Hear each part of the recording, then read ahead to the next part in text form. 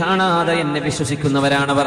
വിശുദ്ധമായ ഖുർആൻ രണ്ട് ചട്ടകൾക്കിടയിലെ പുസ്തകമായ പുസ്തക രൂപത്തിലല്ലാതെ ഖുർആനിന്റെ അവതരണത്തിന് അവർ സാക്ഷികളല്ല. നിങ്ങൾ സാക്ഷികളാണ്. നിങ്ങൾ എന്നെ കണ്ടവരാണ്, അവരെന്നെ കണ്ടവരല്ല. അവർ ഖുർആൻ തലമുറ തലമുറയായി കൈമാറുന്നത് അവരുടെ കൈകളിൽ വന്ന് അവരതിൽ വിശ്വസിച്ചു. നിങ്ങൾ വിശ്വസിക്കുന്ന പോലെ അവരും വിശ്വസിച്ചു. അവരിൽപ്പെട്ട ഓരോരുത്തർക്കും 50 ആളിന്റെ കൂലിയുണ്ടാവും നാളെ അന്ത്യനാളിൽ അവർ വരുമ്പോൾ. ആ കാലത്ത് ഞാൻ പറഞ്ഞ പോലെ ജീവിക്കുന്നവർക്ക് 5 നേരത്തെ നിസ്കാരവും സകാത്തും നോമ്പും ഹജ്ജും പരിപൂർണമായും ഇസ്ലാമിക നിർബന്ധ കർമ്മങ്ങളും സുന്നത്തായ കർമ്മങ്ങളും എന്റെ ചര്യയും ഇഷ്ടപ്പെട്ട് ജീവിക്കുന്നവർക്ക് 50 ആളുകളുടെ കൂലിയുണ്ട്. അപ്പൊ അവര് ചോദിച്ചു, നബിയേ, അവരിൽ 50 ആളിന്റെ കൂലി ഒരാൾക്കുണ്ട് എന്നാണോ?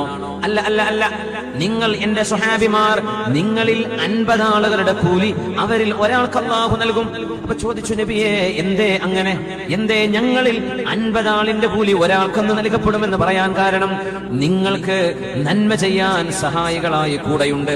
നിങ്ങളുടെ നാട്ടിൽ തിന്മയില്ല, നിങ്ങളുടെ കൂടെ ഞാനാണ് ജീവിക്കുന്നത്. നിങ്ങൾ ജിബ്രീൽ അലൈഹിസ്സലാം വരുന്നത് അറിയുന്നുണ്ട്. നിങ്ങൾ ഓരോരുത്തരും നിസ്കരിക്കുമ്പോൾ ചിലർ പറയും, എനിക്ക് അയാളെക്കാളും നിസ്കരിക്കണം. ഉമർ ഫാറൂഖ് റളിയല്ലാഹു അൻഹു സിദ്ദീഖ് എന്നവരെ ദാനധർമ്മം ചെയ്ത് തോൽപ്പിക്കാനാ ശ്രദ്ധിച്ചത്. എങ്ങനെ? സിദ്ദീഖ് എന്നവരെക്കാളും ദാനം എനിക്ക് കൊടുക്കണം. ഇങ്ങനെ മത്സരിക്കുന്ന നന്മയുടെ സ്വഭാവം അന്നുണ്ടാവുകയില്ല.